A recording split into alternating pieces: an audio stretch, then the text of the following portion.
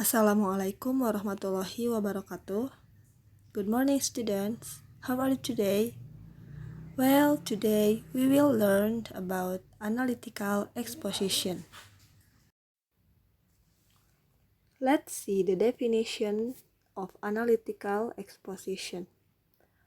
Analytical exposition is a text that elaborates the writer's idea about the phenomenon surrounding. Jadi, teks analytical exposition itu adalah sebuah teks yang menggabungkan ide si penulis dengan situasi atau fenomena yang sedang terjadi.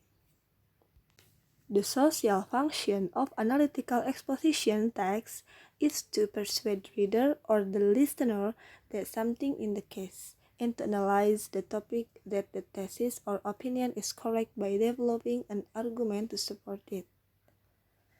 Fungsi dari analytical exposition ini untuk persuade, ya. Persuade itu artinya mengajak si pembaca atau si pendengar untuk mempercayai pendapat si penulis dari sebuah case, dari sebuah kasus. Generic structure of analytical exposition text. The first is thesis. Thesis is introduce topic and indicates writer's position or point of view. Jadi di dalam tesis ini mengenalkan tentang topik yang akan dibahas. Kemudian the second is arguments. Is restates main arguments outlined in preview. Jadi memberikan preview, memberikan opini, dan memberikan pendapat dari topik yang dibahas. Kemudian the last is reiteration. Jadi di dalam reiteration ini adalah sebuah conclusion, sebuah kesimpulan, dan isinya berupa recommendation atau saran, juga persuade untuk mengajak seseorang agar percaya dengan opini dan pendapat si penulis. Language features of analytical exposition text. The first, using simple present tense, menggunakan verb 1 ya tentunya.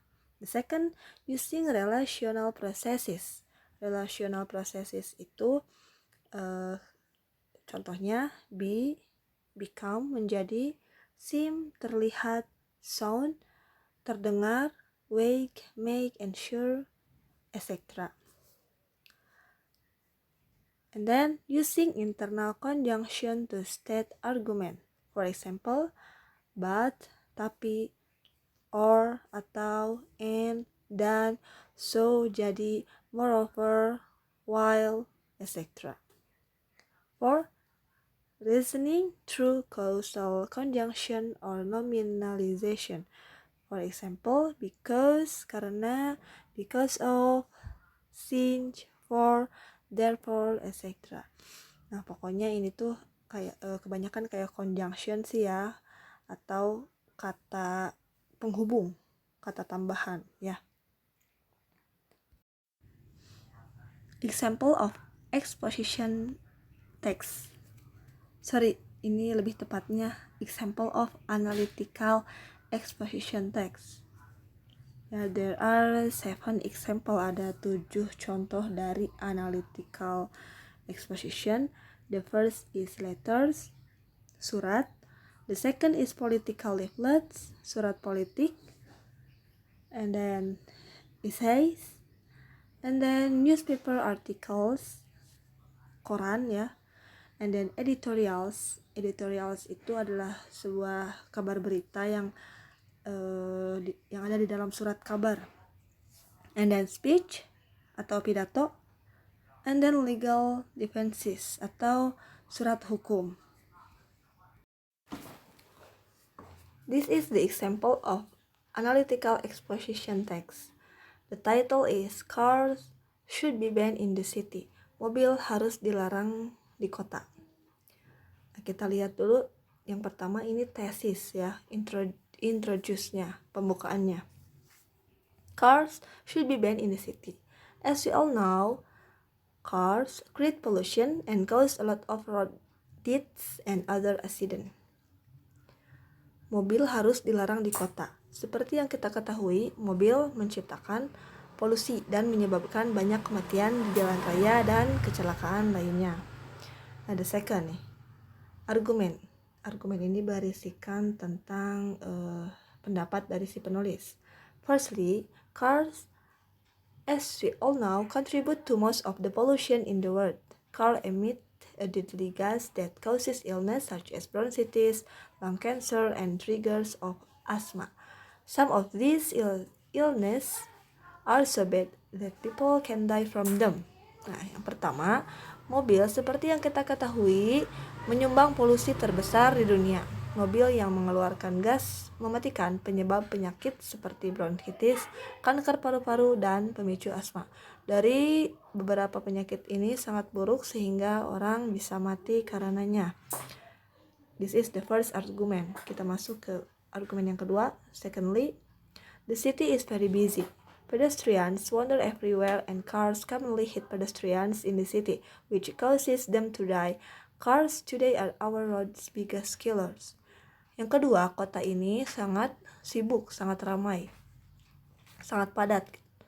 Pejalan kaki berkeliaran di mana-mana dan mobil biasanya menabrak pejalan kaki di kota yang menyebabkan mereka meninggal. Mobil saat ini adalah pembunuh terbesar di jalan kita, yaitu pendapat yang kedua. Kemudian yang ketiga, thirdly, cars are very noisy. If you live in the city, you may find it hard to sleep at night or concentrate on your homework and especially talk to someone. Ketiga, mobil itu sangat bising atau berisik. Jika kita tinggal di kota, Anda mungkin merasa sulit untuk tidur di malam hari atau berkonsentrasi pada pekerjaan rumah, PR, and especially to talk someone, dan terutama berbicara dengan seseorang. Ini adalah pendapat yang ketiga. Nah, jadi setiap argumen, setiap pendapat ini ada supportnya, ada pendukungnya. Nah, jadi yang pertama pendapatnya itu bahwa mobil itu berdampak buruk ya, akan menyebabkan penyakit dan orang bisa mati karena penyakit tersebut. Kemudian yang kedua, mobil adalah pembunuh terbesar di jalan karena dia bisa menabrak pejalan kaki di kota. Kemudian yang ketiga, bahwa mobil itu sangat berisik. Jadi kita tidak bisa tidur dan tidak bisa berkonsentrasi untuk mengerjakan PR atau berbicara dengan seseorang. Nah, seperti itu. Ada 3 pendapat berarti. Nah, and the last is reiteration. In conclusion, cars should be banned from the city for the reasons list. Kesimpulannya bahwa mobil itu harus dilarang di kota. For the reason list. Jadi alasan-alasannya itu yang sudah tertulis di atas. Jadi reiteration ini hanya penguat gitu. Penguat dari argumen dari pendapat si penulis, seperti itu. Nah, dari teks yang sudah dijelaskan bahwa analytical exposition text itu fungsinya to persuade, untuk mengajak dari dia menyampaikan pendapat-pendapat agar si pembaca itu bisa percaya dengan si penulis. Okay, do you understand? Okay, thank you very much. See you next week.